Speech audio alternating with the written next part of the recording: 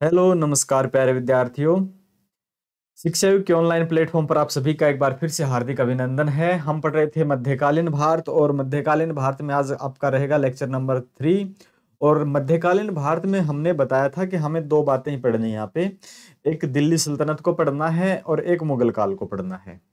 मुगल काल के बाद अपना आधुनिक भारत प्रारंभ हो जाएगा औरंगजेब की मृत्यु के बाद।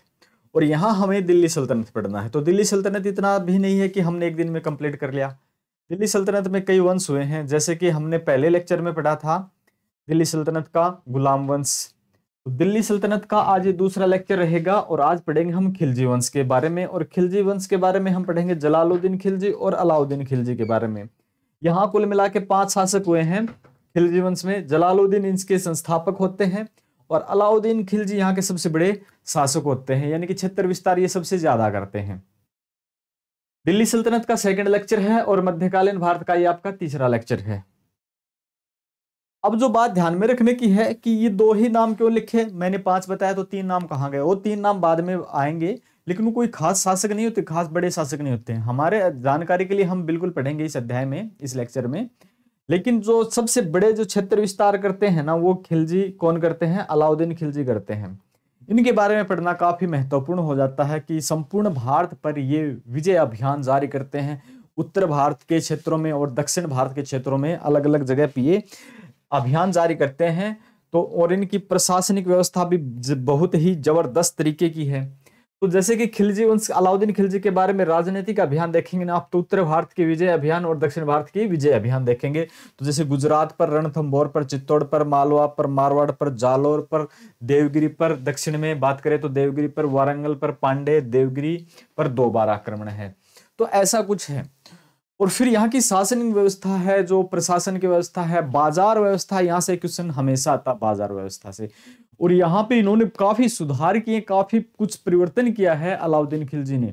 तो अलाउद्दीन खिलजी के बारे में पढ़ना बहुत जरूरी है। इसी को लेकर यहाँ कम से कम आप मान के चलो कि 40 पेज का एक कंटेंट है। ये कंटेंट आपका 40 पेज का कंटेंट हो जाता है। तो इस 40 पेज के कंटेंट को टाइप करने में, लिखने में काफी समय लगता है। तो आपसे मेरी एक छोटी सी दरखास्त है कि आप इसको पीडीएफ को शेयर करें, ज्यादा से ज्यादा, आपकी वजह से किसी की हेल्प हो जाए। और वीडियो को भी शेयर करें और चैनल को भी सब्सक्राइब करें, क्योंकि इतना अच्छा कंटेंट हम बनाते हैं, इतना टाइम लगता है इस पे। कंटेंट आप देख चुके हो, पहले क्लास देख चुके हो। आप अगर फर्स्ट टाइम है तो आज आप 2 मिनट 5 मिनट ठहर के एक बार देखें। अगर आपको अच्छा लगे तो आप रुकें, पूरी क्लास देखें। और फिर आप एक बार देख लेंगे क्लास, एक बार कंटेंट देख लेंगे ना, फिर आपको कोई बुक भी परचेज करने की आवश्यकता नहीं है, दोबारा कोई और भी क्लास देखने की आवश्यकता नहीं, क्योंकि कंटेंट भी इतना हमने काफी दिया है कि आपको आवश्यकता ही नहीं होगी। तो यहां से हम देखते हैं खिलजी वंश के संस्थापक के बारे में, स्थापना के बारे में। हमने पीछे पढ़ा था कौन सा? गुलाम वंश।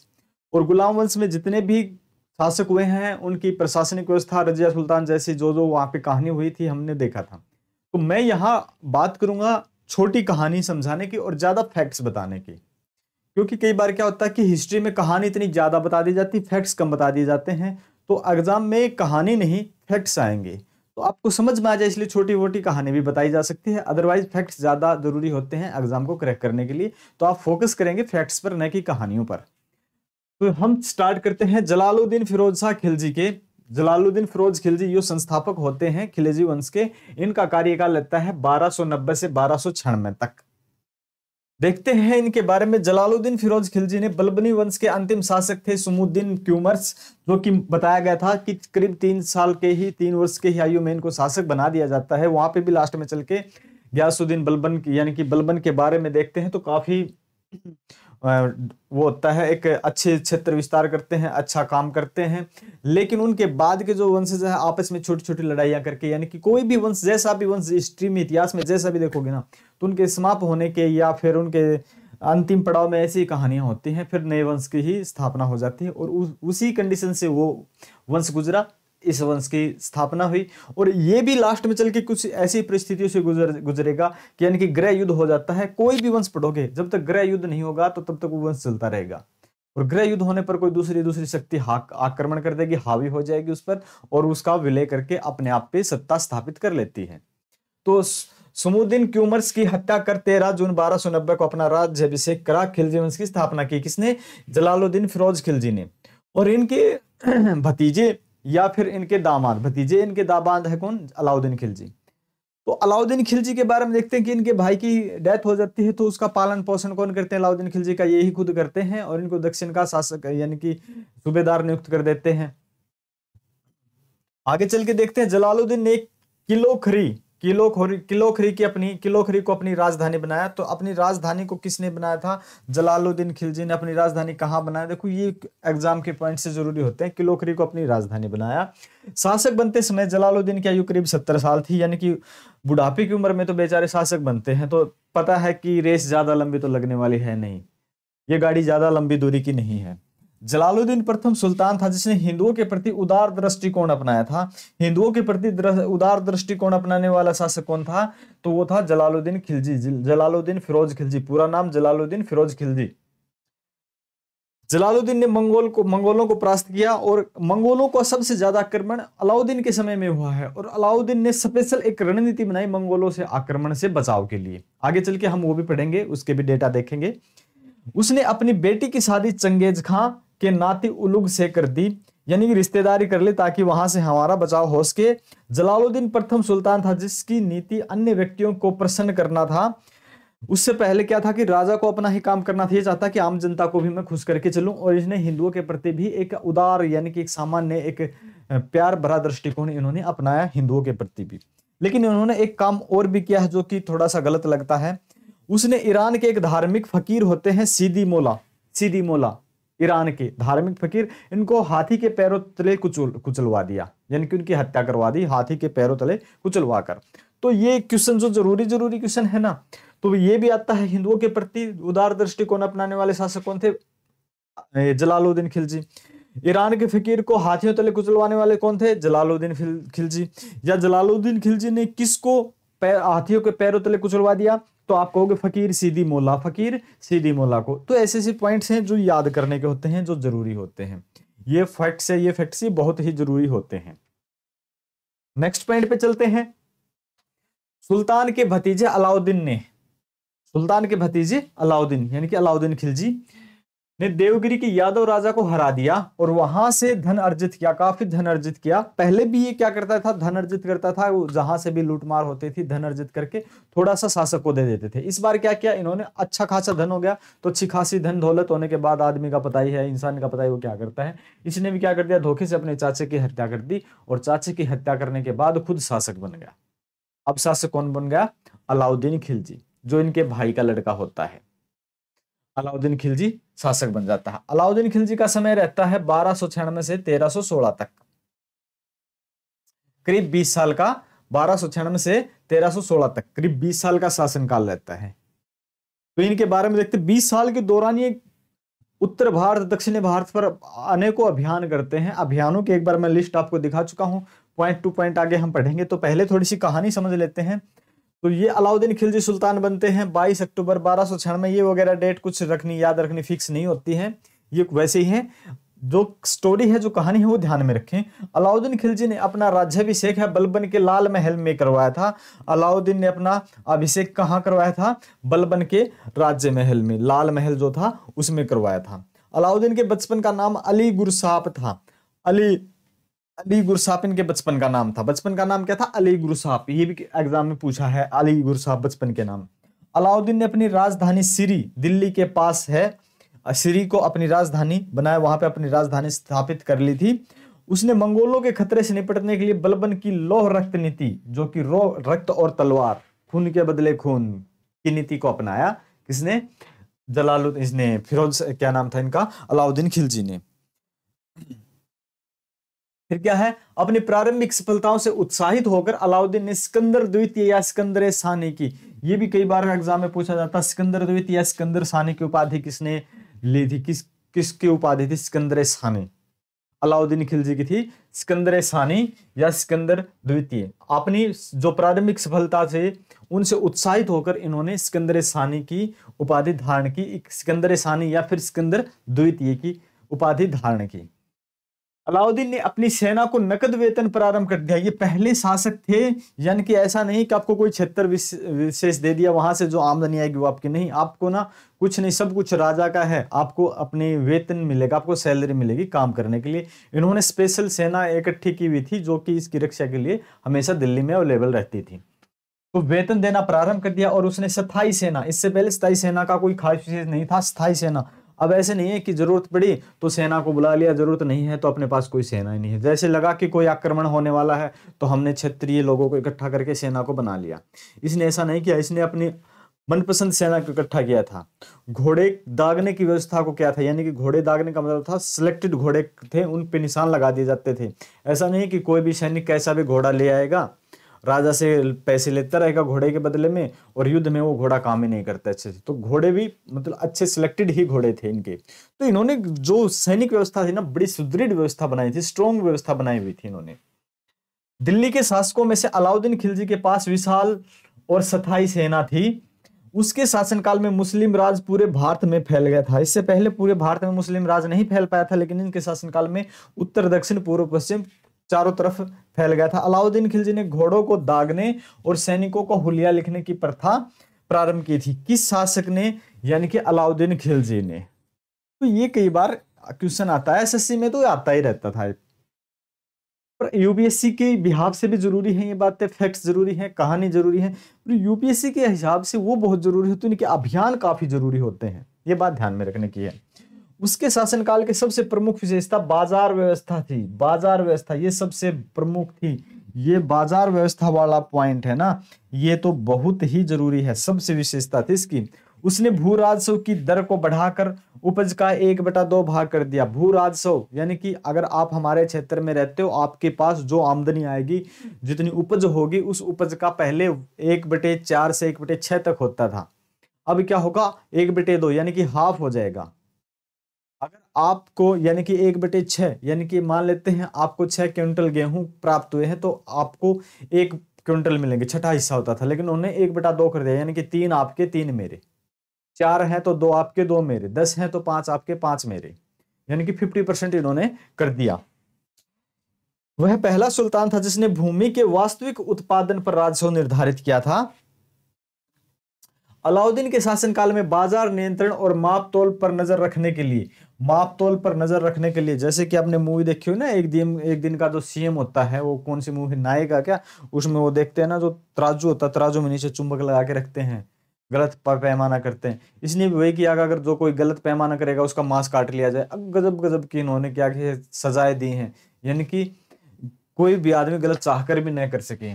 तो इन्होंने एक अधिकारी नियुक्त किया बाजार नियंत्रण और मापतोल के लिए, जिसका नाम था मुहतसिब। मुहतसिब उसका नाम होता था। मुहतसिब कौन होता था, जो बाजार में नियंत्रण और मापतोल का अधिकारी था, मुहतसिब। तो एग्जाम में जो क्वेश्चन पूछे जाते हैं, मुहतसिब अलाउद्दीन के शासनकाल में मुहतसिब किसको कहा जाता था? एक प्रकार का कर था, राजनीतिक व्यवस्था का स्थायी निवासी था, या एक सैनिकों की टुकड़ी को कहा जाता था, या बाजार नियंत्रण पर नजर रखने वाले अधिकारी को कहा जाता था। ऐसे क्वेश्चन पूछते हैं, तो इन जो शब्दों का महत्व है ना, ऐसे होता है एग्जाम में। अब ये जो दे दिया है कि मुहतसिब क्या था अलाउद्दीन के शासनकाल में, कर था कोई, या फिर कोई विशेष अधिकारी था, मापतोल का अधिकारी था, सेना का प्रमुख अधिकारी था। तो ये हमें ध्यान रखना है कि एग्जाम में आप कहानी तो समझ चुके हो, सारी की सारी कहानी आपको पता है, बहुत दिनों से आप पढ़ रहे हो तो कहानी पता है। लेकिन जो जरूरी पॉइंट्स है ना, वो ये पॉइंट्स होते हैं कि ये कौन था, ये पॉइंट्स महत्वपूर्ण हो जाते हैं। ऐसे ऐसे ना बहुत से महत्वपूर्ण पॉइंट होते हैं, स्पेशल ये नहीं, बहुत से। अलाउद्दीन ने खम्स का मतलब था लूट का धन, में सुल्तान का हिस्सा 1/4 के स्थान पर 3/4 कर दिया। अगर आप 100 रुपए लूट के लेके आते हो तो सुल्तान को उसका मिलता था 25 रुपए और 75 रुपए लूटने वाले को। अब क्या कर दिया, अगर आपने 100 रुपए लूटे हैं तो 75 रुपए सुल्तान के, आप सिर्फ और सिर्फ 25 रुपए रखोगे, यानी कि चेंज कर दिया बिल्कुल। 1/4 भाग के स्थान पे 3/4 कर दिया। अलाउद्दीन ने अपने राज्य में व्यापारियों में बेईमानी को रोकने के लिए कम तोलने वाले व्यापारियों के शरीर से मांस काट लेने का आदेश जारी कर दिया। अगर कोई भी ऐसे है कम माप तोल करके वस्तु बेचेगा, फिर नीचे चुंबक लगा के तराजू में बेचेगा तो उसका मांस काट लिया जाएगा। तो अब कौन करेगा भाई? पता है अगर हमने ऐसी हरकतें की तो मांस काट लिया जाएगा। कहां से काटेंगे वो जाने, पता है, कोई पिछवाड़े से न काट दे। तो ऐसी गलती करने से तो बचेंगे ना फिर। तो ऐसी निरंकुश व्यवस्था थी, लेकिन निरंकुशता थी तो, लेकिन ये भी मान के चले कहीं ना कहीं एक नीचे तबके के लिए फायदेमंद भी थी ये। अलाउद्दीन ने अपने शासनकाल में मूल्य नियंत्रण प्रणाली को दृढ़ता से लागू किया। इन्होंने जो मूल्य नियंत्रण प्रणाली है ना, ये भी एग्जाम में पूछा जाता है, मूल्य नियंत्रण प्रणाली। इन्होंने जो मूल्य नियंत्रण प्रणाली है वो बहुत कम मूल्य फिक्स किए थे। ऐसे नहीं कि बढ़ा चढ़ा के मूल्य, यानी कि बहुत कम मूल्य, एक थोड़े से वेतन में भी ना एक आदमी अपना घर गुजारा कर सकता था। मूल्य ऐसे नहीं कि अब बढ़ाते जा रहे हैं। जैसे कि सिलेंडर 400 रुपए का था, हमारा विकास होते होते 1130 रुपए का हो गया है। तो ऐसे नहीं किया था इन्होंने क्या था कि वस्तु के रेट थे वो डाउन करके रखे थे, यानी कि गरीब से गरीब तबके के लोग भी इसको खरीद के इसका इस्तेमाल कर सके हर वस्तु का। अलाउद्दीन दिल्ली सल्तनत का प्रथम शासक था जिसने दक्षिण भारत में अपनी विजय पताका फहराई। उससे पहले कि दक्षिण भारत में दिल्ली सल्तनत के कैंडिडेट दक्षिण भारत तक नहीं पहुंच पाए थे, और उससे पहले भी बहुत कम है, यानी कि ये अपने संपूर्ण भारत पे शासन करने में सक्षम हो गए थे। ये नीचे तक शासन यानी कि दक्षिण तक शासन करने में चले गए थे। बाद में फिर वो भी आएंगे, मुगल भी आएंगे, उनकी भी दक्षिण नीति रहेंगी जैसे शाहजहां की दक्षिण नीति है। लेकिन उससे पहले ये होते हैं, ये भी वहां तक सबसे पहले यही करते हैं मध्यकालीन भारत में। अब एक कैंडिडेट आता है, इस काम उसका सहायक था मलिक काफूर। और जब ये दक्षिण अभियान में गए थे, जब ये मलिक काफूर इन्हें भेंट किया गया था। मलिक काफूर मूलतः एक हिजड़ा था, यानी किन्नर था, और ये वो किन्नर है जो बहुत से अभियानों में यानी कि एक छोटे शासकों की कायाकल्प ही पलट देता है और अलाउद्दीन खिलजी को एक बहुत बड़ा शासक बनाने में मदद करता है। अब कई बार बोलते हैं, कई मूवियों में, अपने मूवीज में आपने देखा होगा कि हिजड़ों की फौज है। ये हिजड़ा था और ये वो हिजड़ा है, यहां से इतिहास बदल देता है। तो ये मान के मत चलो कि हिजड़ा है तो कुछ नहीं कर सकता। कई बार हम आम बोलचाल की भाषा में बोल देते हैं। आगे आगे इस मलिक काफूर के बारे में पढ़ोगे ना तो आपको यकीन नहीं होगा इसने कितने युद्ध किए हैं और कितनी विजय दिलवाई है इन्होंने। मलिक काफूर वस्तुतः एक हिंदू हिजड़ा था। उसे 1000 दिनार में, ये करेंसी थी उस समय की, 1000 दिनार में खरीदा गया था, इसलिए उसे 1000 दिनारी भी कहा जाता था। उसे 1000 दिनार में खरीदा गया था और ये अच्छा सेनापति था आगे चल के। कहानी देखते हैं थोड़ी सी आगे चल के। नुसरत खां ने मलिक काफूर को खरीद कर, नुसरत खां थे और यह और मलिक काफूर दोनों कई बार विजय अभियानों में गए हैं, लेकिन नुसरत खां की एक बार मृत्यु हो जाती है, उसके बाद मलिक काफूर काफी अभियान करते हैं। नुसरत खां ने मलिक काफूर को खरीदकर 1298 में गुजरात विजय से वापस आने पर सुल्तान अलाउद्दीन खिलजी को उपहार स्वरूप भेंट कर दिया, यानी कि ये जो हिजड़ा था ये भेंट कर दिया अलाउद्दीन खिलजी को। अब अलाउद्दीन खिलजी की और रानी पद्मिनी की कहानी सुनोगे तो ज्यादातर कहानी तो वो आपको सुनाने में मजे आएंगे, सुनने में मजे आएंगे, लेकिन एग्जाम में कहानी नहीं आती है मेरे भाई, आपके फैक्ट्स आते हैं, वो ध्यान में रख लेना। आप ना कई बार तो ऐसे होते हैं बच्चे जो सिर्फ कहानियों पे डिपेंड होते हैं, टीचर कहानी सुनाएगा मजे आ जाएंगे, हंसते रहेंगे, नहीं, ध्यान रख लेना। कभी कभी कहानी हो जाए कोई बात नहीं, लेकिन मैं फैक्ट्स पे ज्यादा फोकस करता हूँ।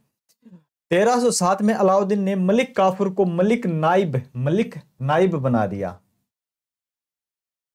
इन्होंने इनको मलिक नाइब बना दिया। किसको? मलिक काफूर को। अरे मलिक काफूर का आप आगे देखो, आप कारनामा क्या है। मलिक के नेतृत्व में खिलजी सेना ने देवगिरी, वारंगल, द्वार समुद्र, मालाबार और मदुरै को विजित कर दिल्ली की सल्तनत के अधीन कर दिया था। तो कितने आक्रमण किए, कितनी जगह को इन्होंने जीत के सुल्तान को भेंट कर दिया है। देखते हैं एक एक पॉइंट्स पे आगे चल के। अलाउद्दीन ने 1000 खंबा महल, अलाई दरवाजा, जैमियत खाना मस्जिद का निर्माण करवाया। अलाउद्दीन के द्वारा कुछ निर्माण किए गए भवन हैं 1000 खंबा महल, अलाई दरवाजा, जैमियत खाना मस्जिद, इनका निर्माण किसने करवाया था? अलाउद्दीन खिलजी ने। उसने गैर मुस्लिमों से जजिया कर के बारे में आप पढ़ चुके हैं, जजिया कर, और मुस्लिमों से जकात कर वसूलने की प्रथा चलाई थी। जजिया कर और जकात कर ये दो प्रकार के कर थे भाई।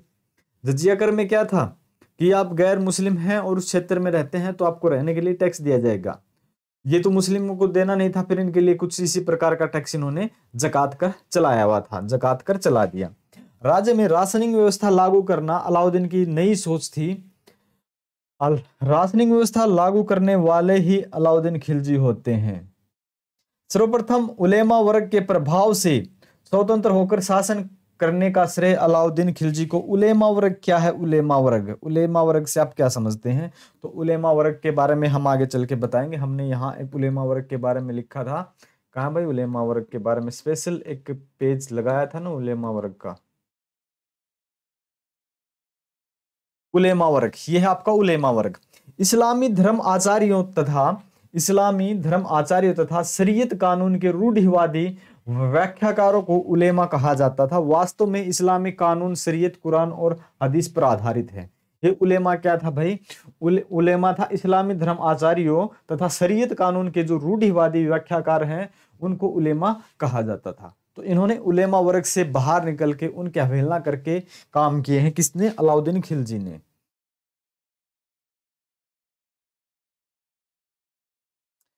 तो इन्होंने उलेमा वर्ग के प्रभाव से स्वतंत्र होकर शासन करने का श्रेय भी किसको जाता है? अलाउद्दीन खिलजी को ही जाता है। और फिर नेक्स्ट पेज पे चलते हैं, इनके बारे में और पढ़ते हैं।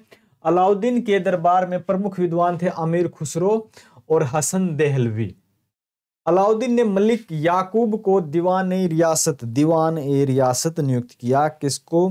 अलाउद्दीन ने किसको किया? दीवान ए रियासत, मलिक याकूब को दीवान ए रियासत नियुक्त किया। उसके शासनकाल में परवाना नवीस नाम का अधिकारी वस्तुओं की परमिट जारी करता था। देखो जो जरूरी बातें हैं ना, वो एक ये भी है, उस समय वस्तुओं का परमिट जारी करने वाला अधिकारी किस नाम से जाना जाता था? अलाउद्दीन खिलजी के शासनकाल में परमिट जारी करने वाला अधिकारी किस नाम से जाना जाता था? परवाना नवीस के नाम से जाना जाता था। तो ऐसे पॉइंट हैं, ये महत्वपूर्ण हो जाते हैं, ध्यान में रख लेना। उसके शासनकाल में 10,000 सैनिकों की एक टुकड़ी को तूमन कहा जाता था। तूमन, 10,000 सैनिकों की टुकड़ी को कहा जाता था तूमन। क्या कहा जाता था? तूमन। अलाउद्दीन के द्वारा स्थापित गुप्तचर विभाग के प्रमुख को बरीद ए मुमलिक कहा जाता था। एक अलग से अपने ये जो नोट्स प्रिंट आउट करते हो आप, उसके बाद अलग से एक पेज पे लिख लेना, ध्यान में रख लेना कि किसको क्या क्या कहा जाता था। बरीद ए मुमलिक गुप्तचर विभाग के प्रमुख को बरीद ए मुमलिक, और 10,000 सैनिकों की टुकड़ी को तूमन कहा जाता था। और जो सूचना दाता थे उनको बरीद कहा जाता था, बरीद। और बरीद ए मुमलिक प्रमुख को, रो एजेंट को बरीद, और रो के जो मुखिया थे बरीद ए मुमलिक कहा जाता था उनको। बरीद के अतिरिक्त अन्य सूचना दाताओं को मुनिहान कहा जाता था। छोटे मोटे और होते थे, उनको मुनिहान कहा जाता था। दीवान ए इंसा की सहायक सचिव को दबीर कहा जाता था। दीवान ए इंसा के सहायक को, सचिव को क्या कहा जाता? दबीर कहा जाता था। अलाउद्दीन ने खादानों की बिक्री के लिए सहना-ए मंडी नामक बाजार बनाया। सहना-ए मंडी किस लिए?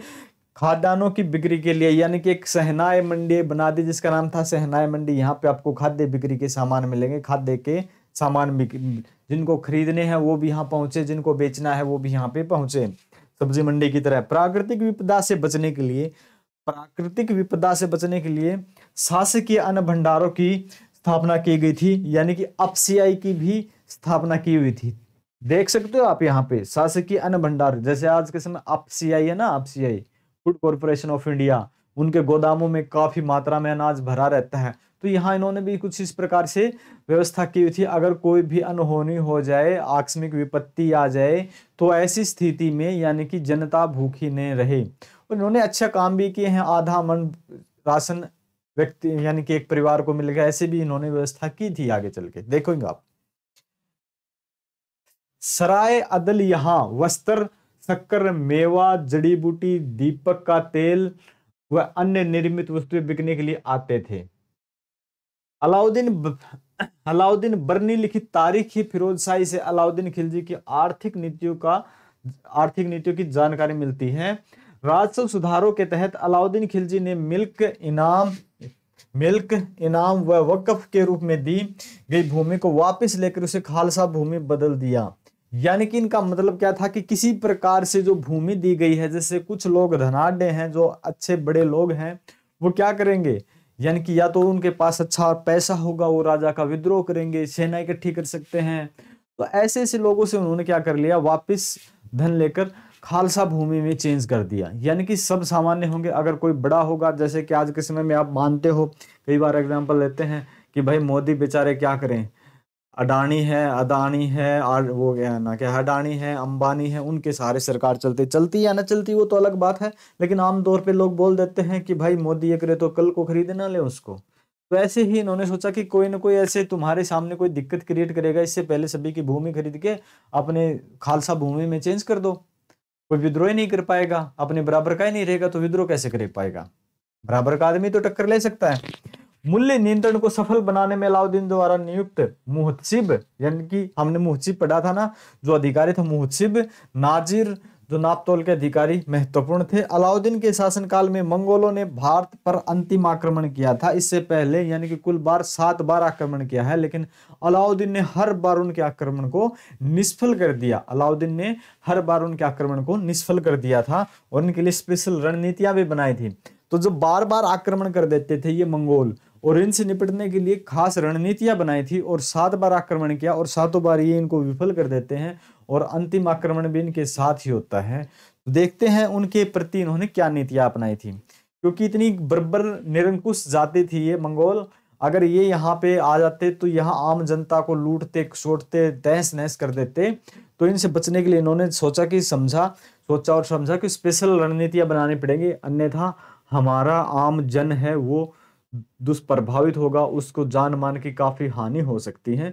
तो इनसे निपटने के लिए क्या क्या रणनीतियां अपनाते हैं देखते हैं हम। ये मंगोल मध्य, ये जो नीति है इनके पीछे मंगोलों के प्रति, मंगोल हैं जो मध्य एशिया की एक जाति थी जो अपनी बर्बरता के लिए कुख्यात थी, यानी कि प्रसिद्ध थी गलत काम के लिए। बर्बरता मतलब बर्बरता समझते, कुख्यात एक होता विख्यात अच्छे काम के लिए, कुख्यात गलत काम के लिए।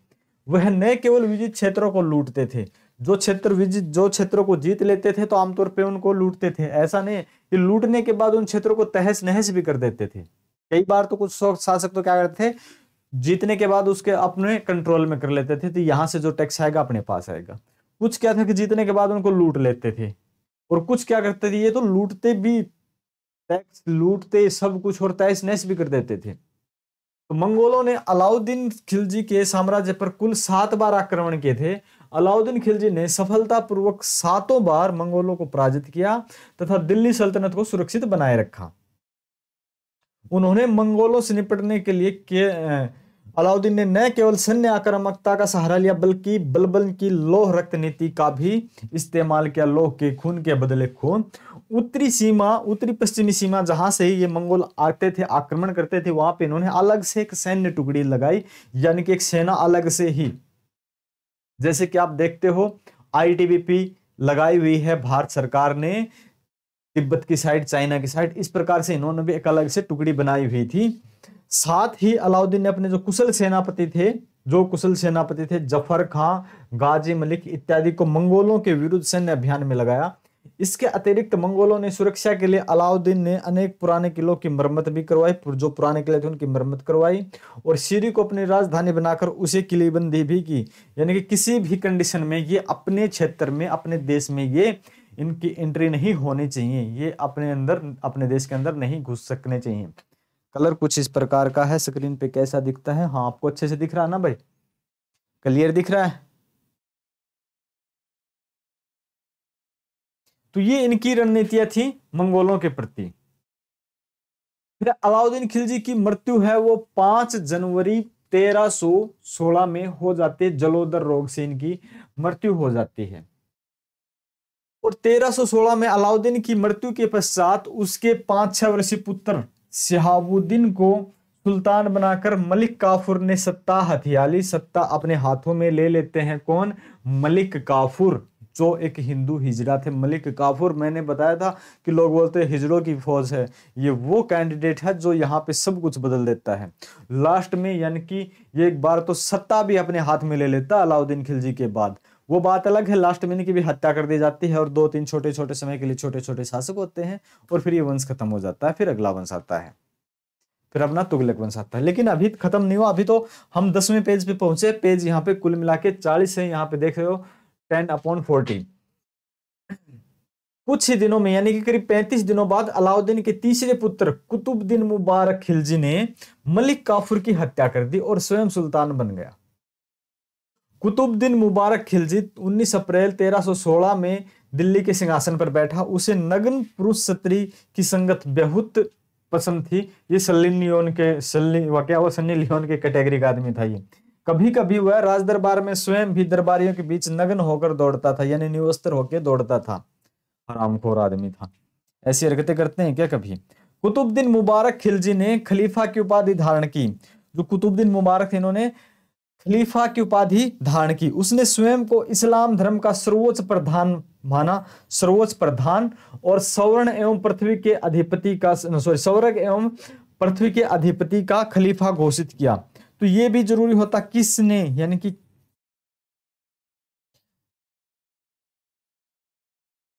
कुतुबुद्दीन मुबारक है, इन्होंने खलीफा की उपाधि धारण की और इसने स्वर्ग और पृथ्वी के अधिपति का खलीफा, यानी स्वर्ग का भी खलीफा और पृथ्वी का भी खलीफा इन्होंने अपने आप को घोषित किया।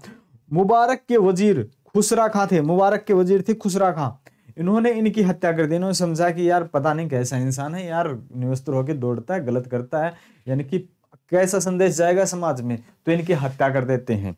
कौन? इनके वजीर हैं, वो वजीर इनकी हत्या कर देते हैं और स्वयं सुल्तान बन जाते हैं, स्वयं शासक बन जाते हैं। खुसरा खां मूलतः, जो खुसरा खां थे जो इनकी हत्या कर देते हैं, जो वजीर हैं, खुसरा खां मूलतः हिंदू था जिसने अपना धर्म परिवर्तन कर लिया था और मुसलमान बन गए थे। उसने पैगंबर के सेनापति की उपाधि धारण की थी। खुसरा खां ने किसकी उपाधि धारण की थी? पैगंबर के सेनापति। एग्जाम में आया हुआ क्वेश्चन है, पैगंबर के सेनापति की उपाधि किसने धारण की थी? पैगंबर के खुसरा खां ने, ये वजीर था इनका। फिर आता है अलाउद्दीन खिलजी, यानी कि यहाँ पे इनकी उपाधि और फिर 1-2 वंश इनके और होते हैं। तो यानी कि अलाउद्दीन की जलोदर से मृत्यु हो गई है। तो अलाउद्दीन की मृत्यु के बाद हम आगे वो जो वंश पढ़ेंगे, उससे पहले हम ये भी पढ़ लेते हैं अलाउद्दीन ने जो अभियान चलाए हैं उत्तर भारत को विजित करने के लिए, दक्षिण भारत को विजित करने के लिए, तो इनके बारे में हम थोड़ा सा जान लेते हैं। दक्षिण भारत, उत्तर भारत विजित करने में, उत्तर भारत विजित करने में इन्होंने आक्रमण किए हैं। गुजरात पर आक्रमण किया है, रणथंभौर पर, चित्तौड़ पर, मालवा पर, मारवाड़ पर, जालोर पर। और दक्षिण में देवगिरी पर 2 बार किया है, वारंगल पर किया है, पांड्य जो दक्षिण के बहुत नीचे रहते थे, और देवगिरी पर एक बार पुनः फिर से आक्रमण किया है। और इन आक्रमण के बाद इन्होंने उत्तर और दक्षिण में पूरी तरह अपनी स्थापना कर ली थी। इनके बारे में हम देखते हैं एक एक करके। तो पहला है गुजरात पर आक्रमण, जो कि है 12 से 98 से 99 तक। टाइम कितना हो गया भाई? 2 लेक्चर में पूरा कर लेंगे इसको। अभी तो 12 पेज हुए हैं, तो 2 लेक्चर में काफी बड़ा कंटेंट है, तो 2 लेक्चर में इसको कंप्लीट कर लेंगे। शायद 40 पेज होने में टाइम लगेगा। देखते हैं गुजरात पर आक्रमण पहला, यानी कि हम यहां से पढ़ रहे थे ना अलाउद्दीन खिलजी के राजनीतिक अभियान में उत्तर भारत की विजय पर, उत्तर भारत पे यानी कि गुजरात पर। कुछ आज पढ़ लेते हैं, कुछ कल पढ़ लेते हैं। तो देखते हैं उत्तर भारत वाले, देखते हैं। पहला तो है गुजरात पर। किस पर? गुजरात पर। तो अलाउद्दीन के समय यहाँ का शासक था वो रायकर्ण था, शासक का नाम था रायकर्ण। इस राज्य पर आक्रमण के लिए अलाउद्दीन ने 2 दिशाओं से सेना भेजी। शासक कौन होता है? रायकर्ण। गुजरात का शासक है रायकर्ण। 2 साइड से ये सेना भेजता है। उलुग खां को तो सिंध की ओर से, उलुग खां को तो सिंध की ओर से, यानी कि आप इस साइड से आओ, और नुसरत खां को राजपुताना मार्ग से, यानी कि एक इधर से आ गया, एक इधर से आ गया। ये गुजरात है, यानी कि 2 साइड से आक्रमण करो इस पे। तो 2 साइड से इन पे आक्रमण कर देते हैं। गुजरात का जो शासक है रायकर्ण, यहां से ये भाग जाता है।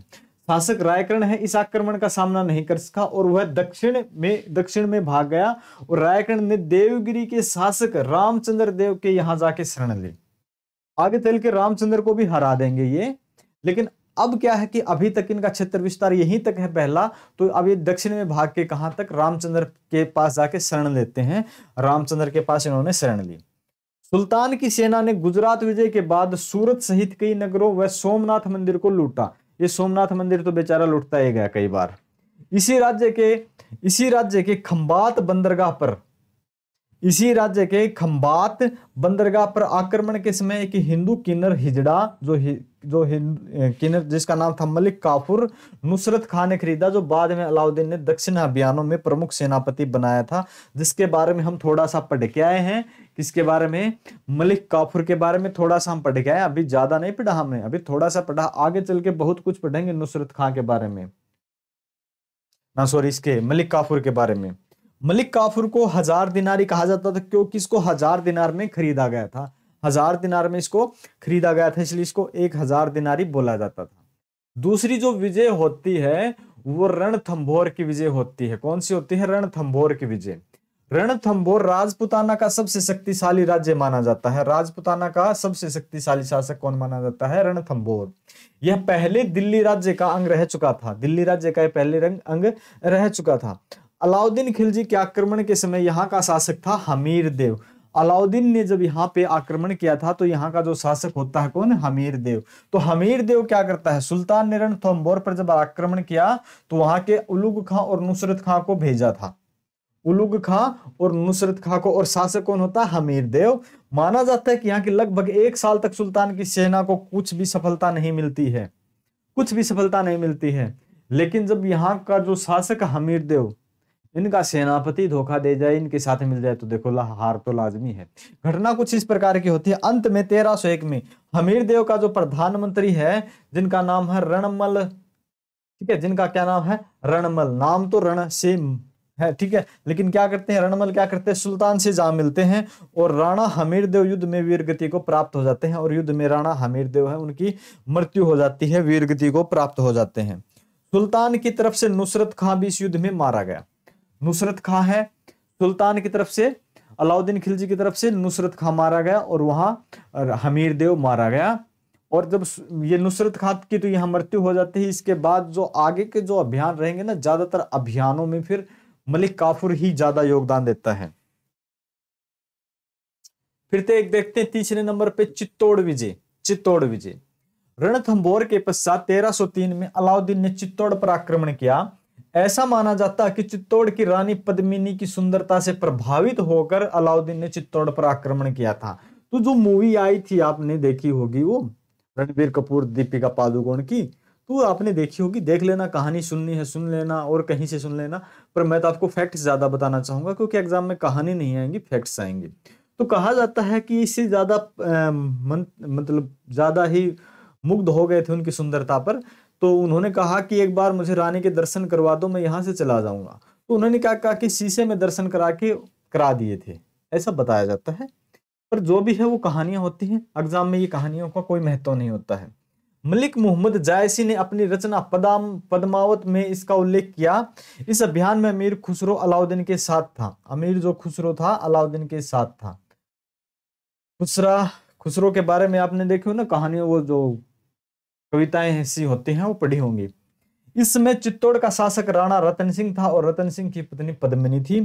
चित्तौड़ के राणा रतन सिंह ने घेरेबंदी के 7 माह बाद आत्मसमर्पण कर दिया। 7 माह के बाद समझे कि भाई अब जिससे ज्यादा हम युद्ध नहीं रोक पाएंगे। अलाउद्दीन ने चित्तौड़ विजय के बाद यहाँ का शासक अपने बेटे खिजरा खां को नियुक्त किया और चित्तौड़ का नाम बदलकर खिजराबाद कर दिया। चित्तौड़ का नाम बदलकर खिजराबाद कर दिया था। अपने पुत्र खिजरा खां को यहाँ का शासक नियुक्त कर दिया और यहाँ खिजरा खां नाम बदल दिया चित्तौड़ का। फिर आता है नंबर 3 पे था ना ये, नंबर 4 पे आते हैं फिर मालवा। चित्तौड़ की विजय के बाद राजपूतों की रियासतों ने अलाउद्दीन की अधीनता स्वीकार करना प्रारंभ कर दिया। उसमें मालवा के राजा महल्क देव ने अधीनता स्वीकार नहीं की। तो अधीनता स्वीकार एक के बाद रतन सिंह के स्वीकार करने के बाद और भी स्वीकार कर लेते हैं, लेकिन ये शासक है मालवा के शासक, इनकी अधीनता स्वीकार नहीं करते हैं। और इनके साथ फिर आगे क्या घटना होती है देखते हैं। अलाउद्दीन ने प्रतिक्रिया स्वरूप मुल्तान के सूबेदार आइन उल मुल्क को मालवा पर आक्रमण के लिए 1305 ईस्वी में भेजा। यहाँ उसे प्रारंभ में कठिन प्रतिरोध झेलना पड़ा, किंतु अंत में आइन उल मुल्क का किले पर अधिकार हो गया। तत्पश्चात उज्जैन मांडू, धार, चंदेरी, जालौर पर भी सुल्तान का अधिकार हो जाता, देखते ही देखते, और क्षेत्र पर भी अलाउद्दीन खिलजी का अधिकार हो जाता है।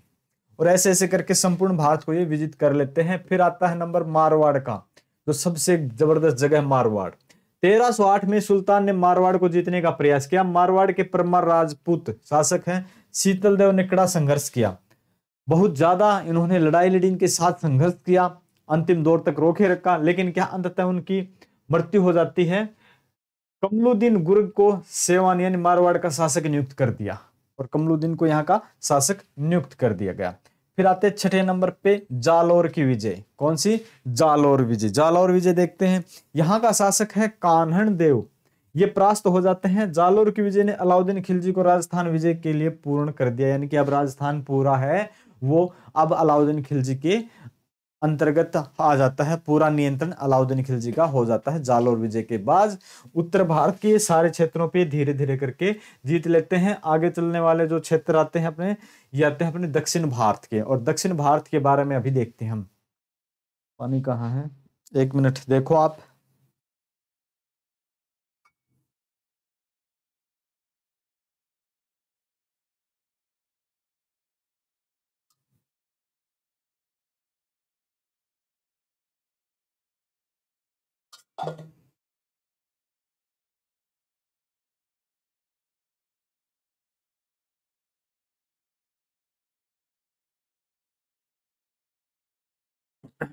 फिर उत्तर भारत के बाद इनका जो क्षेत्र विस्तार की जो रणनीति होती है वो दक्षिण भारत की होती है। तो दक्षिण भारत के बारे में देखते हैं। मध्य युग का वह पहला शासक जिसे विंध्य पार किया था। विंध्य पर्वत, फिर क्या है नर्मदा, और फिर सतपुड़ा, ज्योग्राफी में पढ़े होंगे। तो यानी कि मध्य भारत में पहुंच जाता है, विंध्य पार करने वाला ये शासक होता है, और इसका उद्देश्य दक्षिण की ओर अथाह संपदा को हासिल करना था। दक्षिण भारत के अभियानों का नेतृत्व तो मलिक काफूर ने किया था, जो 1000 दिनार में खरीदा गया था, और 1000 दिनार खरीदने के बाद सुल्तान को यह गिफ्ट किया गया था। ठीक है, सुल्तान को यह गिफ्ट किया गया था। दक्षिण अभियान की विस्तृत जानकारी वर्णीकृत तारीख ए फिरोज शाही तथा अमीर खुसरो की रचना खजायन उल फतूह, और इसमें मिलती है, ये क्या है, इस्लामी की है, फुतूह उस सलातीन में मिलती है। ये नाम ध्यान रख सकते हो आप, बाकी एग्जाम में पूछे भी जा सकते हैं, प्री लेवल के ऐसे एग्जाम पूछे जा सकते हैं, अन्यथा इन नामों का कोई खास महत्व नहीं होता है। ये किसकी रचना है, एग्जामिनर को पता है कि आप कहानी पढ़ चुके हैं, आपको सब याद है, कहानी आप सुना दोगे, पद्मनिकी सुना दोगे, लेकिन एग्जामिनर तो पूछेगा वैसे नाम पूछेगा जो आपने पढ़े नहीं है। तो नोट्स आपके इतने जबरदस्त मैंने क्रिएट किए हैं कि आप ना इनको याद कर लेना, बस इससे बाहर नहीं आएगा। बहुत कम उम्मीद है कि इनसे बाहर कुछ देखने को मिले, बहुत कम। मैं वो भी नहीं कह सकता कि भाई 100% यहीं से आएगा, नहीं, कोई गारंटी नहीं होती, लेकिन बहुत कम इनसे बाहर आएगा, बहुत ज्यादा यहां से आने की उम्मीद है। देवगिरी आक्रमण, दक्षिण भारत की ओर हम चलते हैं तो देवगिरी के बारे में पढ़ते हैं। सुल्तान बनने से पहले भी 1296 में अलाउद्दीन ने देवगिरी के राजा रामचंद्र देव को पराजित किया था। जब ये सुल्तान नहीं बने थे, शासक नहीं बने थे, अपने चाचा के समय भी शासक थे ना ये जलालुद्दीन फिरोज खिलजी के, वहां तब भी इनका आक्रमण हो चुका था। कालांतर में रामचंद्र ने सुल्तान को कर देना बंद कर दिया था, साथ ही उसने गुजरात के शासक रायकर्ण को भी शरण दी थी। आपने देखा था ना, रायकर्ण जो था वो यहां से भाग के रामचंद्र के पास आ जाता है। तो दोनों ही बातें थी, और यहां भी ये क्षेत्र को जीत लेते हैं। प्रतिक्रिया स्वरूप अलाउद्दीन ने 1307 से 8 में मलिक काफूर को देवगिरी पर आक्रमण के लिए भेजा। मलिक काफूर ने रामचंद्र देव को पराजित कर दिल्ली भेज दिया, यहां इनको हरा के दिल्ली भेज दिया।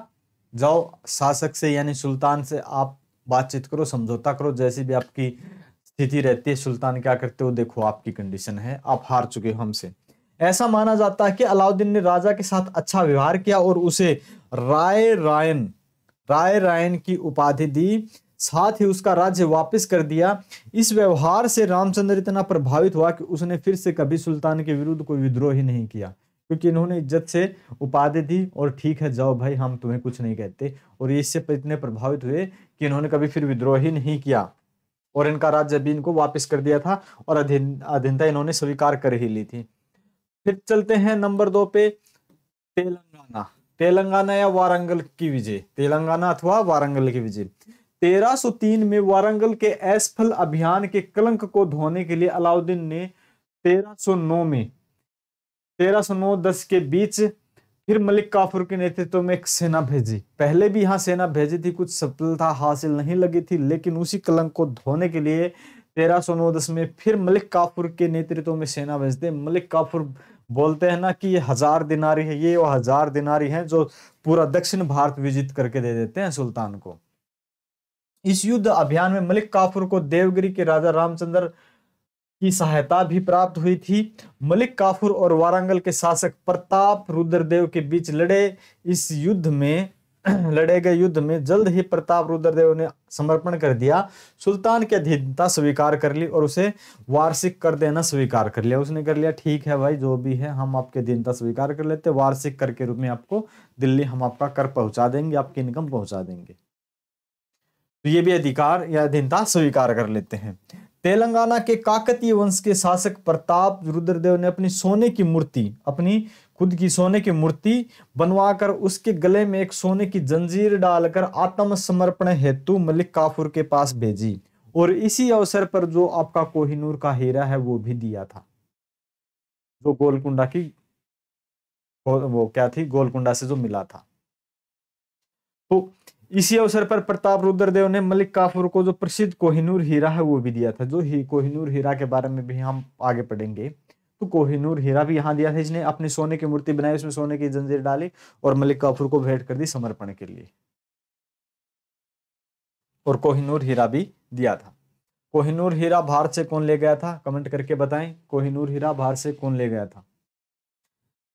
फिर चलते हैं नंबर 3 था कि ये नंबर 2, नंबर 3 पे चलते हैं पांडे राज्य की विजय। पांडे राज्य दक्षिण भारत के अंतिम छोर पर था। पांडे जो राज्य है वो दक्षिण भारत के अंतिम छोर पर था। वहां सुंदर पांडे और वीर पांडे दो भाई हैं। सुंदर पांडे और वीर पांडे दो भाई हैं। इन दोनों के आपस में लड़ाई चल रही है, गृह युद्ध चला हुआ है। तो गृह युद्ध चलेगा तो तीसरी शक्ति आके इनका विनाश तो करेगी, तो लाजमी है। दोनों भाइयों के बीच सिंहासन को लेकर गृह युद्ध चल रहा था। सुंदर पांडे है अपने भाई के विरुद्ध सुल्तान अलाउद्दीन से सहायता मांगी। सुल्तान ने इस अवसर का लाभ उठाकर 1311 में मलिक काफूर को आक्रमण के लिए भेज दिया। काफूर ने जल्द ही पांडे राज्य की राजधानी मदुरै पर आक्रमण कर दिया और वीर पांडे वहां से भाग गया, और मलिक काफूर ने नगर में लूटपाट की, अनेक मंदिर नष्ट कर दी। अपने साथ हुए लूटपाट का अपार धन संपत्ति भी लेकर वह आए से पहले कभी इतना धन लेकर वो नहीं आया था। अगर दोनों भाई आपस में नहीं लड़ते, एक शासक बन जाता, दोनों बारी बारी से बन जाते, जैसे भी कर लेते, तो भाई आ सकती है इन पे, यानी कि मलिक काफूर इन पे शायद आक्रमण नहीं भी कर पाता, करता तो शायद विजित भी नहीं हो पाता। तो दोनों भाइयों के बीच में दरार का ये फायदा होता है। आज के समाज में भी कुछ ऐसी घटनाएं चलती हैं, और जब दो भाई हैं, दो कोई भी हैं, चलते हैं, मित्रता है, जब भी ऐसी घटनाएं होती हैं तो तीसरा आदमी तो फायदा उठाएगा ही उठाएगा। तो ध्यान रखें, हमेशा तीसरे को फायदा न उठाने दें, नहीं तो इतिहास उसका लिखा जाएगा, आपका खत्म हो जाएगा। इनका इतिहास आगे लिखा नहीं गया और इतिहास लिखा गया मलिक काफूर का। तो योग्य कौन है, योग्य कौन नहीं है, इसके साथ बात यह भी मायने रखती है कि आपकी रणनीति क्या है, आप कितने सहनशील हैं, आप कितने दयावान हैं, आप कितने बलिदानी हैं। कई बार हम लालच लोभ में आके अपना भी नुकसान कर देते हैं और दूसरों का भी कर देते हैं। तो ये भी जरूरी होता है एक अच्छे शासक के लिए, एक अच्छे इंसान के लिए भी। फिर एक चौथी बार फिर तीसरा था, चौथा फिर से देवगिरी पर फिर आक्रमण करते हैं, और इस आक्रमण के बाद यहाँ पे यानी कि पूरे भारत पर इनकी विजय हो जाती है। राजा रामचंद्र देव की मृत्यु के बाद उसका पुत्र है जो शंकर देव गद्दी पर बैठता है, और ये क्या करता है कि अपने आप को दिल्ली से स्वतंत्र शासक घोषित कर देता है, और ये कर देता है बंद। हम टैक्स नहीं देंगे, हम आपको कोई किसी प्रकार का कर नहीं देंगे, कोई पैसे दिल्ली नहीं पहुंचाएंगे।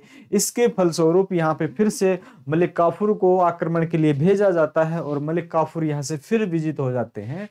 और क्या है, शंकर देव है वो युद्ध क्षेत्र में मारे गए, और मलिक काफूर यहाँ जीत जाते हैं और विभिन्न नगरों को लूटते हैं।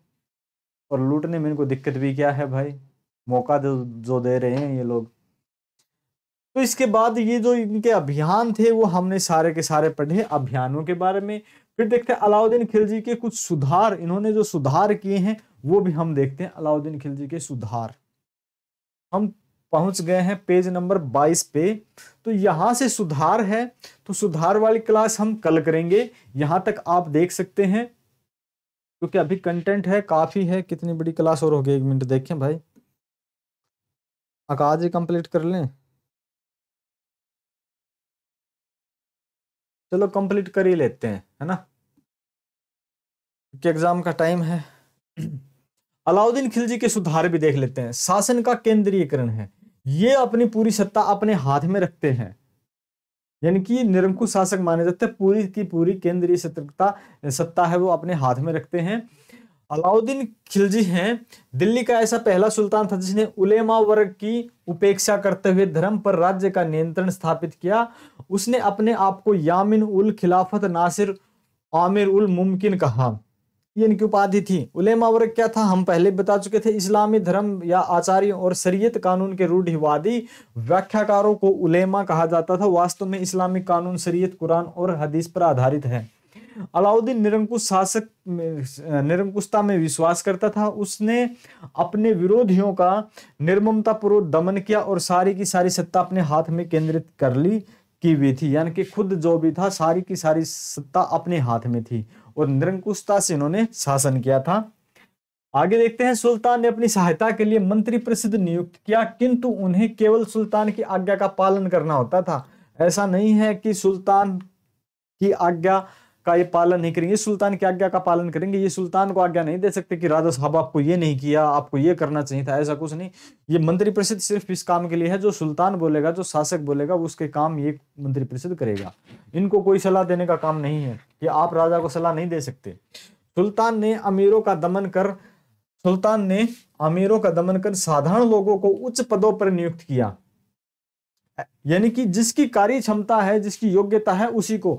ऐसे नहीं कि ये फलाने वंश से आता, फलाने का रिश्तेदार है, इसी को ऊपर पद पे बैठाया जाएगा, उससे पहले होता था नहीं। जो योग्य है वो आदमी यहां आएगा, जो योग्य है वो आएगा। साधारण लोगों को उच्च पदों पर नियुक्त किया, वह अपनी इच्छा अनुसार ही कार्य करता था। इस प्रकार उसका शासन पूर्ण निरंकुश माना जाता था। न्याय व्यवस्था उनके शासन में कैसी थी, न्याय व्यवस्था के बारे में देखते हैं। सुल्तान ने न्याय साम्राज्य में शांति व्यवस्था को स्थापना के लिए व्यवस्था और विशेष ध्यान दिया था। ऐसा नहीं कि निरंकुशता थी तो कोई भी कुछ भी करेगा, नहीं, बिल्कुल। अगर कोई गलत माप तोल करेगा तो उसका मांस काट लिया जाएगा। अलग अलग तरह के अधिकारी नियुक्त किए गए थे, यानी कि एक जो शासन में जो बाजार व्यवस्था थी, तो कीमतें थी वो इस प्रकार से निर्धारित की हुई थी। कम आय पर भी एक आम जन अपनी घर खर्चे को चला सकता था। अलाउद्दीन ने परिस्थितियों के अनुसार जिन नियमों को उचित समझा, उन्हें ही न्याय के आधार पर बनाया, कि जैसी कंडीशन है उस कंडीशन के अनुसार जो उचित है उन्हीं को इन्होंने लागू किया। अलाउद्दीन के काल में दंड विधान अत्यधिक कठोर था। दंड का जो विधान था अत्यधिक कठोर था, यानी कि छोटी गलती होने पर भी आपको ऐसा नहीं कि कोई बात नहीं, माफ कर दो भाई, गलती है, नहीं, सजा मिलेगी, बराबर मिलेगी, है ना। तो ऐसी कुछ कंडीशन थी। संदेह होने पर अपराधियों के साथ साथ सहयोगियों का पर भी मृत्यु दंड या अंग भंग दंड दिया जाता था। ऐसा नहीं कि आपने अपराध किया है तभी आपको मृत्यु मिलेगी। अगर अपराध की आपको संदेह आपके ऊपर, तब भी उसको मृत्यु दंड दिया जा सकता था। अंग भंग कर दिए जा सकते थे, हाथ पैर तोड़ दिए जा सकते थे, काट दिए जा सकते थे। ऐसी जबरदस्त निरंकुशता थी। और इसका एक ये भी बेनिफिट था कि आदमी गलत करने से डरेगा भी। राज्य की सर्वोच्च न्यायिक शक्ति सुल्तान में निहित थी। जो सर्वोच्च शक्ति थी वो सिर्फ सुल्तान में थी। सुल्तान के बाद सदर ए जहां काजी उल कुजात होता था, जिसके नीचे नायब काजी होते थे, ये अधिकारी थे। सुल्तान की न्याय व्यवस्था का उल्लेख करते हुए ईश्वरी प्रसाद ने लिखा है कि वह भाईचारे अथवा पारिवारिक संबंधों की भी चिंता नहीं करता था और बिना किसी भेदभाव के दंड दिया जाता था। अगर इसने गलत किया है उसको सजा मिलेगी, वो मेरा भाईचारे में है, मेरे परिवार में है, मेरा रिश्तेदार है, ऐसा कोई नहीं है। जिसने गलती की है, गलती की सजा मिलेगी, जरूर मिलेगी, किसी को नहीं छोड़ा जाएगा। ऐसा नहीं कि गलती करने पर किसी को छोड़ दिया जाएगा। स्थायी सेना की व्यवस्था इन्होंने की थी। सैन्य सुधार में अलाउद्दीन पहला ऐसा सुल्तान था जिसने स्थायी सेना की व्यवस्था की, जो हमेशा राजधानी में तैनात रहती थी। स्थायी सेना, इससे पहले स्थायी सेना नहीं थी। भर्ती सेना के लिए एक ऐसा मंत्री आरिज ए मुमालिक भर्ती के लिए, यानी कि रिक्रूटमेंट सेल का अध्यक्ष था। ये रिक्रूटमेंट सेल का अध्यक्ष कौन था? आरिज ए मुमालिक होता था। आरिज ए मुमालिक, ये पॉइंट ध्यान में रख लेना। सैनिक योग्यता के आधार पर भर्ती किए जाते थे। सैनिक थे वो किसकी योग्यता के आधार पे, ऐसे नहीं कि रिश्तेदारी है, चलो आपने सेटिंग वेटिंग कर ली, ठीक है, पैसे दे दिए, आप सैनिक भर्ती होंगे, नहीं, योग्यता है तो भर्ती होंगे।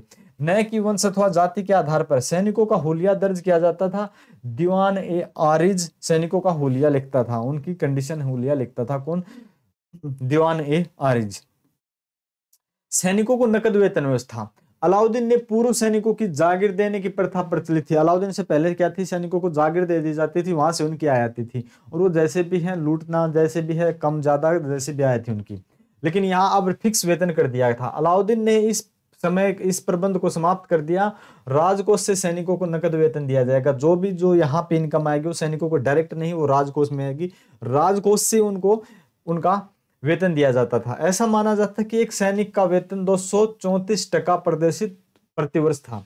इसके अतिरिक्त घोड़ा रखने पर 78 टका वार्षिक मिलते थे। एक घोड़ा रखने वाले सैनिक को अस्पा और 2 घोड़ा रखने वाले सैनिक को द्विअस्पा कहा जाता था। घोड़ा रखने वाला सैनिक है तो घोड़े के खर्चे के लिए भी अलग से 78 टका दिया जाता था, अन्यथा उसको 234 टका मिलता था। और जो हथियार और अन्य सामग्री है, जो हथियार व अन्य सामग्री है वो राजा की ओर से मिलती थी। वो युद्ध क्षेत्र में लड़ने के लिए हथियार सामग्री है वो सब राजा की तरफ से दी जाती थी। घोड़ों के दागने की प्रथा इन्होंने शुरू की थी। ये प्रथा क्यों शुरू की थी इसके बारे में जानना जरूरी है। क्या है कि सुल्तान ने सर्वप्रथम घोड़ों को दागने तथा प्रारंभ की। ऐसा इसलिए क्योंकि सैनिक अच्छे घोड़ों के स्थान पर घटिया घोड़े लाते थे जो युद्ध के समय काम नहीं कर पाते थे। इस दोष को दूर करने के लिए उसने इस प्रथा का प्रचलन किया, यानी कि आप बेस्ट क्वालिटी के घोड़े लेके आएंगे। इसके अतिरिक्त गुप्तचर व्यवस्था की ओर मजबूत किया। गुप्तचर जो व्यवस्था थी उसको और मजबूत किया। डाक चौकियों का भी निर्माण करवाया। अपने सैन्य सुधारों की वजह से वह सैन्य अभियानों में सफल रहा। अगर ऐसा होता कि भाई अपने रिश्तेदारी है जो भी है ऐसे ऐसे सैनिक भर्ती कर लेते वो, तो इतने सैन्य अभियान सक्सेस नहीं होते। जो सैन्य अभियान सक्सेस हुए हैं वो उनकी योग्यता के आधार पर, क्योंकि सैनिक योग्य थे, आर्मी स्ट्रांग थी इनकी। आर्थिक सुधार के बारे में देखते हैं। व्यक्तिगत संपत्ति तथा जागीरों की जब्ती। अलाउद्दीन खिलजी का मानना था कि अधिक धन के संग्रहण के कारण लोगों में विद्रोह का भावना, यानी कि विद्रोह की भावना पनपती है। उसने उन सभी व्यक्तियों से भूमि छीन ली जिन्हें वह मिल्क यानी कि राज्य द्वारा प्रदत्त संपत्ति थी। इनाम, इदारत, पेंशन, वक्फ यानी धर्म से जो धर्मार्थ भूमि प्राप्त हुई थी वो सभी की सभी सारी की सारी भूमि खरीद ली, वापिस ले ली और खालसा भूमि में बदल दिया। उनको पता था अगर इनको इतनी संपत्ति दे दी जाएगी, इनके पास इतनी धन दौलत होगा तो ये हमारा यानी कि विरोध भी कर सकते हैं, और ऐसा इन्होंने छोड़ा ही नहीं विरोध करने के लिए। खालसा भूमि क्या है? खालसा भूमि या संपत्ति जिस पर राज्य का या सरकार का अधिकार हो उसको खालसा भूमि बोला जाता था। अलाउद्दीन ने पहले से प्रचलित जागीर प्रथा का अंत कर दिया। उसने स्वतंत्र अस्तित्व स्थापित करने की अमीरों की नकेल कसी, यानी कि ऐसा नहीं कि जो पैसे वाले हैं सभी, यानी कि इन्होंने समानता पर भी ध्यान दिया। राज्य की भूमि पर राज्य के नियंत्रण से राज्य के राजस्व में वृद्धि हुई। अगर राज्य की भूमि पर राज्य का नियंत्रण होगा तो यहाँ पे जो टैक्स कलेक्ट होगा, जो पैसे आएंगे, उससे राजकोषीय घाटा नहीं होगा, राजकोष में वृद्धि होगी। और इन्होंने कुछ ऐसा ही किया, इसलिए राजकोषीय भी वृद्धि हुई, राजस्व में काफी वृद्धि होती है इनकी वजह से। नेक्स्ट पॉइंट देखते हैं, कर वृद्धि एवं वसूली में भी कठोरता। अलाउद्दीन ने करों में अत्यधिक वृद्धि कर दी। हिंदुओं से भूमि कर का 50%, जो हिंदू हैं वो तो भूमि कर का 50% देंगे और मुसलमान 1/4 1/4 देंगे। यहाँ पे इनकी निरंकुशता कुछ धर्म को लेके अलग लग रही है।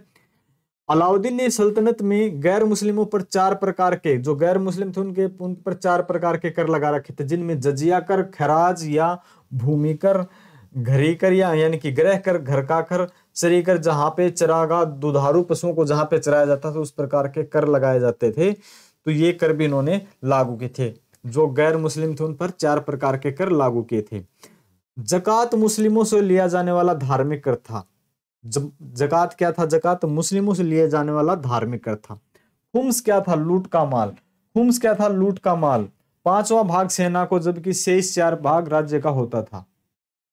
इसमें 4/5 भाग लूट का माल। और ये भी बताया गया है कि जो सेना का इतना था और इसमें से 3/4 खुद का, और वो बाकी उनका 1/4 उनको भी रख लिए, जो लूट के लेते हैं उनको भी दे दिया जाता था।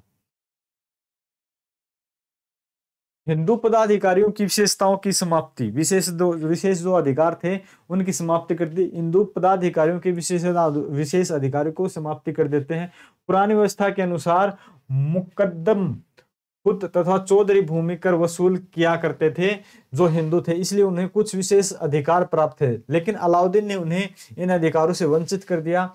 अन्य सामान्य नागरिकों के समान उन्हें भी कर देना पड़ता था, यानी कि सभी को बराबर करके छोड़ दिया, यानी कि आप चौधरी हो नहीं, सब बराबर के बराबर इन्होंने कर दिए थे। भूमि का माप, अलाउद्दीन के आर्थिक सुधारों में सबसे महत्वपूर्ण जो था भूमि का माप था, भूमि का माप करवाना। भूमि मापन को मसाहत कहा जाता था। क्या कहा जाता था? मसाहत। भूमि मापन को मसाहत कहा जाता था।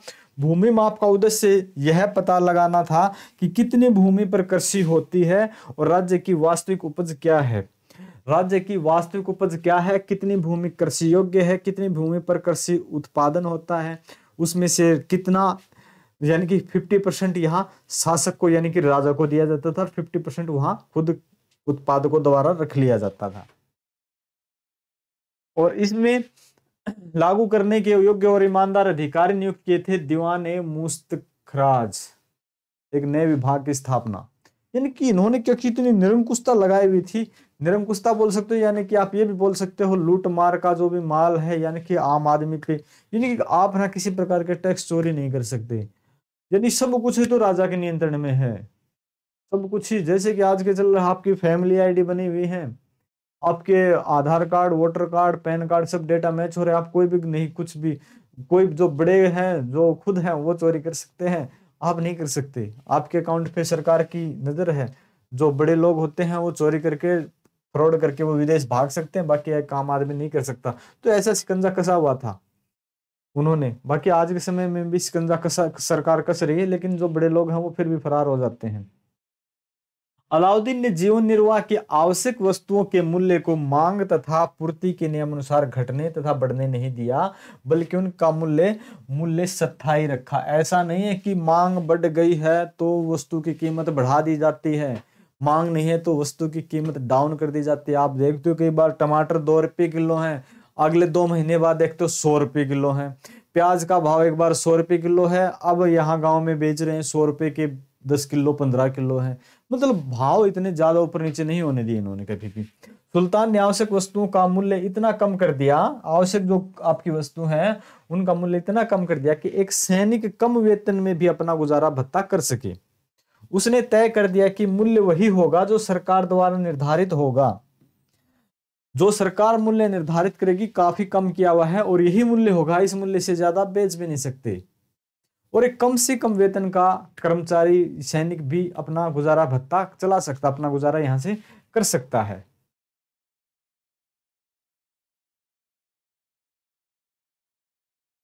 फिर आता वितरण की व्यवस्था। सामान के वितरण के लिए दिल्ली में विभिन्न प्रकार के जो सामान जो यहाँ का वितरण है उसके लिए दिल्ली में विभिन्न प्रकार के बाजारों की व्यवस्था की गई थी। राय अदल सरकारी सहायता प्राप्त बाजार था, जहां पे वस्त्र एवं अन्य वस्तुओं का व्यापार होता था। यहाँ पे जिनको बेचना है वो आए, जिनको खरीदना है वो आए, यानी कि एक बाजार अदल सराय, यहाँ पे सराय अदल सरकारी सहायता बाजार बनाया हुआ था। दिल्ली आकर व्यापार करने के लिए व्यापारियों को दीवान-ए-रियासत में अपना नाम लिखवाना था। आपको जीएसटी नंबर लेना पड़ता था दिल्ली में आके, अगर आपको व्यापार करना तो यहाँ पे जीएसटी आपको लेना पड़ता था, जीएसटी नंबर। बाजार संचालन की पूरी व्यवस्था सदर-ए-रियासत के नाम का एक अधिकारी होता था। अनाज मंडी नगर के प्रत्येक मोहल्ले में स्थापित की गई थी। अनाज मंडी थी, प्रत्येक मंडी थी, अनाज मंडी नगर के प्रत्येक मोहल्ले में स्थापित की गई थी। यहाँ अनाज की खरीद बिक्री होती थी, अनाज की खरीद और बिक्री होती थी। मुस्लिम व्यापारियों को माल खरीदने तथा व्यापार के लिए इन मंडियों में विशेष लाइसेंस दिए जाते थे। किसको? मुस्लिम व्यापारियों को, मुस्लिम व्यापारियों को स्पेशल लाइसेंस यहाँ पे दिए गए थे। इन व्यापारियों के अलावा शहरी क्षेत्रों में कोई अन्य कोई भी किसानों से अनाज खरीदने की पेशकश नहीं कर सकता था, यानी कि जिनके पास लाइसेंस है वही अनाज खरीदेंगे, इसके अलावा कोई अनाज नहीं खरीद सकता था। उपभोक्ताओं को आज्ञा पत्र के आधार पर वस्तुएं मिलती थी। सहनाई मंडी बाजार का दरोगा होता था, सहनाई मंडी बाजार का दरोगा होता। शासकीय भंडारण व्यवस्था कैसी थी? अलाउद्दीन खिलजी को सार्वजनिक वितरण प्रणाली का जनक माना जाता है। सार्वजनिक वितरण प्रणाली जो आपको अब भी सरकार देती है, ₹2 किलो की गेहूं, यानी कि इनकी शुभारंभ अलाउद्दीन खिलजी के शासन से होता है। अलाउद्दीन यह बात अच्छी तरह समझता था कि मूल्य नियंत्रण से ही वस्तुएं कम कीमतें में नहीं बिक सकती, वरन उनका भंडारण भी आवश्यक है।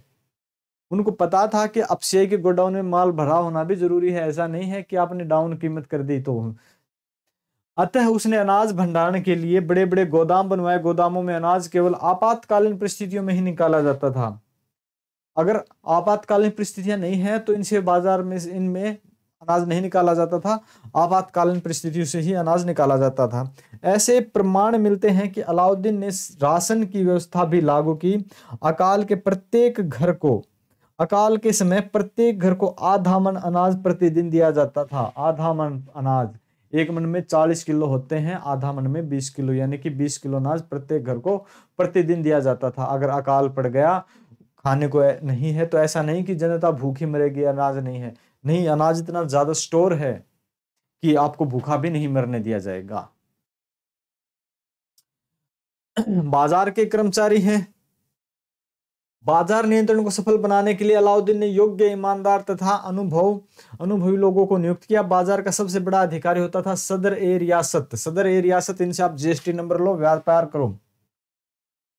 सदर ए रियासत के अधीन 3 अधिकारी होते थे। सदर ए रियासत के अधीन 3 अधिकारी होते थे। नंबर 1 पे सहना, जिनको निरीक्षक बोलते थे।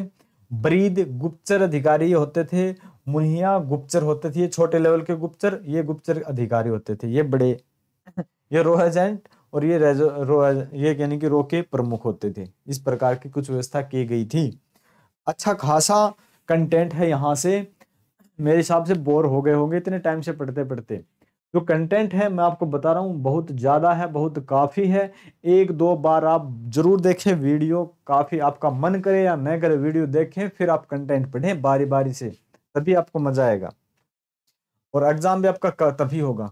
तो जो ये था ना अपना अलाउद्दीन खिलजी के समय में जो भी हुआ है, हमने बाजार व्यवस्था देख लिया, उनके क्षेत्र विस्तार देख लिए, उत्तर भारत विजय देख लिया, दक्षिण भारत विजय देख लिया, मलिक काफूर को देख लिया। अब देखते हैं, अभी मलिक काफूर अभी जिंदा है, अलाउद्दीन खिलजी का शासनकाल खत्म हो चुका है। अब उसकी मृत्यु के बाद जो शासक होते हैं, 3 शासक और होते हैं, नंबर 3, 4, 5, फिर अगला वंश प्रारंभ हो जाएगा। तो छोटी छोटी बातें हैं यहाँ पे, इनके बारे में ये भी हम देखते हैं। जो अपने तीसरे नंबर पे आता शहाबुद्दीन उमर। अलाउद्दीन की मृत्यु के तुरंत बाद दक्षिण के विजेता और अलाउद्दीन के विश्वास पात्र जो मलिक काफूर हैं, जो हमने पढ़े थे, मलिक काफूर की सहायता से अल्पवयस्क छोटी सी उम्र के शहाबुद्दीन उमर दिल्ली की गद्दी पर बैठ जाते हैं। उसका राज्यारोहण एक षड्यंत्र का परिणाम था। उसका नेतृत्व स्वयं मलिक कर रहे थे, लेकिन आपने पढ़ा होगा इससे थोड़ा पहले चल के कि 35 दिन के बाद ही इनको हटा दिया जाता है और मलिक काफूर की हत्या कर दी जाती है। 1314 में वृद्ध सुल्तान अलाउद्दीन खिलजी की बीमारी का समाचार प्राप्त कर देवगिरी से दिल्ली चला गया। कौन? मलिक काफूर। अलाउद्दीन ने खिजरा खां जो कि गद्दी पर बैठा, जो जिसको शासन दिया था, कहाँ का, राणा रतन सिंह जिसके सामने वो कर देते हैं, समर्पण कर देते हैं, तो वहां पे किसको बैठाते हैं? खिजरा खां को राजगद्दी से वंचित कर दिया एवं शहाबुद्दीन उमर को अपना उत्तराधिकार नियुक्त किया गया था। अब ये इनकी मृत्यु हो जाती है तो मलिक काफूर है नहीं, खिजरा खां शासन पे आ जाते हैं और ये खिजरा खां को हटा देते हैं, यानी कि ये एक रणनीति का परिणाम था। खिजरा खां को हटाकर उमर को अपना उत्तराधिकार नियुक्त कर देते हैं। कौन?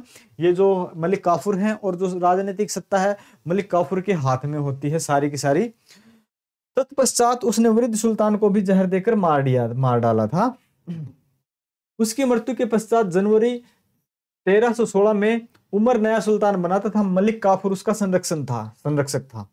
तो कौन संरक्षक था? मलिक काफूर। खिजरा खां व सादी खां को जिन्हों पहले ही गिरफ्तार किया जा चुका था, उनकी आंखें निकलवा कर ग्वालियर के किले में लगा दिया था। मतलब आंखें ग्वालियर के किले में निकलवाकर अंधे बना दिया गया था उनको। और अलाउद्दीन के तीसरे पुत्र मुबारक खां को भी गिरफ्तार कर लिया गया था। यानी कि अलाउद्दीन के बाद का जो शासन है, यानी कि गृह युद्ध है, एक दूसरे को मार रहे हैं, और इस मलिक काफूर को भी मार दिया जाएगा और फिर तीसरी सत्ता आ जाएगी। कुछ ऐसा ही होता है। अपने सैनिकों को मुबारक खां की आंखें फोड़ने के लिए भेजा, परंतु उसने इन सैनिकों को अपने पक्ष में मिलाकर मलिक काफूर की हत्या करवा दी। अब मलिक काफूर ने क्या किया था, अपने सैनिकों को भेजा कि मुबारक खां की आंखें फोड़ दो, लेकिन क्या किया, मुबारक खां ने सैनिकों को अपनी तरफ मिला लिया और क्या कर दिया, जाओ तुम मलिक काफूर की हत्या कर दो। इस हिजड़े ने बड़ा ताबड़तोड़ मचाया हुआ है। देखते हैं पहले ही सुल्तान के टाइम में ही देखते हैं पूरा उत्तर भारत दक्षिण भारत विजय कर रखा है, इसी को खत्म कर देते, खत्म कर दो पहले तो ये घटनाएं हो जाती हैं। और ये घटनाएं कोई ज्यादा नहीं, बस थोड़े ही समय की होती हैं। और ये घटनाएं सारे अलाउद्दीन की मृत्यु के 1 महीने के भीतर की हुई सारी। अलाउद्दीन को मरे हुए 1 महीना हुआ है और इतने में इतना बहुत कुछ हो जाता है। मलिक काफूर की हत्या के पश्चात अलाउद्दीन के विश्वास पात्रों ने, अलाउद्दीन के जो विश्वास पात्र थे, उन्होंने मुबारक खां ही अल्पवयस्क सुल्तान का संरक्षक नियुक्त किया था। फिर उनके बाद आ जाते हैं कुतुबुद्दीन मुबारक शाह। मुबारक खां लगभग 2 महीने तक उमर का संरक्षक बना रहा। मुबारक खां था तो उमर का 2 महीने तक संरक्षक बना रहा। इस अवधि में उसने खिलजी अमीरों का विश्वास प्राप्त कर लिया और अपनी स्थिति सुदृढ़ कर ली। अब वह स्वयं सुल्तान बनने के सपने देखने लगा कि अब तो मैं शासक बनूंगा, कोई दृढ़ शक्ति है नहीं। उसने अपने प्रभाव का उपयोग कर उमर को गद्दी से उतार कर, जिसको पहले वो संरक्षक दे रहा था, उसी को गद्दी से उतार दिया। उमर ग्वालियर भेज दिया गया, जहां बाद में उसे अंधा बना दिया गया। उमर को भी अंधा बना दिया गया। 1316 में स्वयं मुबारक खां कुतुबुद्दीन मुबारक शाह सल्तनत का मालिक बन बैठा। खुसरो वह हिंदू शासक था, खुसरा वह हिंदू था, लेकिन उसने इस्लाम धर्म स्वीकार कर लिया था। उसका वास्तविक नाम मुबारक हसन था। सुल्तान ने उससे प्रभावित होकर उसे खुसरो खां की उपाधि प्रदान की थी। खुसरो ने सुल्तान को अपने पूरे प्रभाव में, यही खुसरो प्रेम दरिया क्या था वो कहानी जो भी थी, राज्य की वास्तविक सत्ता उसी के हाथों में केंद्रित हो गई। अब किसके, खुसरो के में। मुबारक शाह एक विलासी प्रवृत्ति का, यानी कि ये थोड़ा सा विलासी प्रवृत्ति का युवा था। बर्नी इतिहासकार के अनुसार कभी कभी वह नंगा होकर दरबारियों के बीच दौड़ा करता था, जो हम पहले पढ़ चुके थे। मुबारक शाह सूफी संत शेख निजामुद्दीन औलिया से द्वेष रखता था। निजामुद्दीन औलिया के बारे में पढ़ा ना भाई, आगे पढ़ेंगे, नहीं पढ़ा तो।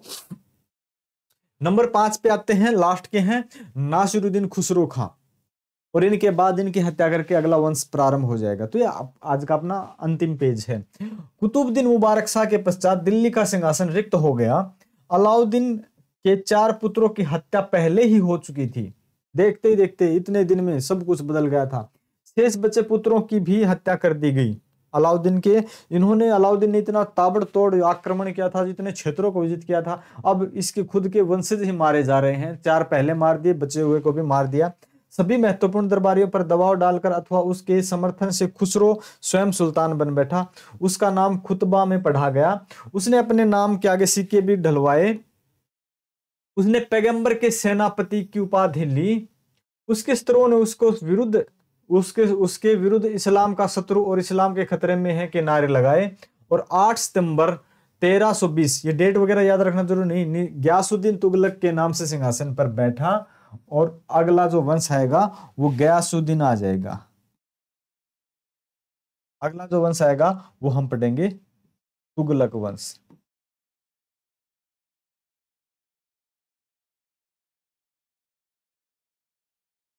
तो आगे हम पढ़ने वाले हैं, वो पढ़ेंगे हम तुगलक वंश।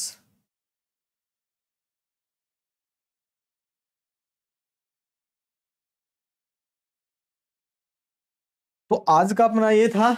तो आज जो हमने कंटेंट देखा था, हाँ ये बात और बता देते हैं, कंप्लीट वीडियो के लिए आप अपना ये चैनल सब्सक्राइब करें भाई, जरूर ऐप डाउनलोड करें। पीडीएफ के लिए कोई हम चार्ज नहीं ले रहे, इतना बड़ा कंटेंट है, इतना बड़ा खर्चा लगता है, इतनी ज्यादा मेहनत लगा रहे हैं हम, कंटेंट टाइप कर लिख के देते हैं, टाइप होके आता है, वो आपको बिल्कुल फ्री दे रहे हैं। तो ये पीडीएफ जरूर किसी के पास भेजें जिसको जरूरत है। तो आप धन्यवाद रहेगा बहुत बहुत, जरूर आप इस पीडीएफ को भेजें। 40 पीडीएफ का एक कंटेंट था। तो आज हमने पढ़ा ये अपना दिल्ली सल्तनत का लेक्चर नंबर 2। हमारा जो चल रहा था दिल्ली सल्तनत, और मध्यकालीन भारत से तीसरा था, दिल्ली सल्तनत से 2 था, दूसरा लेक्चर था खिलजी वंश था। और खिलजी वंश आज अपना कंप्लीट होगा। कल पढ़ेंगे हम तुगलक वंश, और ऐसे ऐसे करते हम जल्दी ही मध्यकालीन भारत को पूरा करेंगे। और मध्यकालीन भारत के बाद हम चलेंगे आधुनिक भारत। आधुनिक भारत में समय काफी लगने वाला है, क्योंकि उसका कंटेंट भी ज्यादा है, वहां से क्वेश्चन भी ज्यादा आते हैं। तो मिलते हैं नेक्स्ट क्लास में। और मैं एक बार फिर क्लास कंप्लीट करने से पहले बोलूँगा कि वीडियो को और इसको पीडीएफ को शेयर आप ज़रूर करें, क्योंकि पीडीएफ काफ़ी अच्छी है, अच्छी मेहनत की गई है, तो ज़रूर पीडीएफ को शेयर करेंगे आप। Thank you.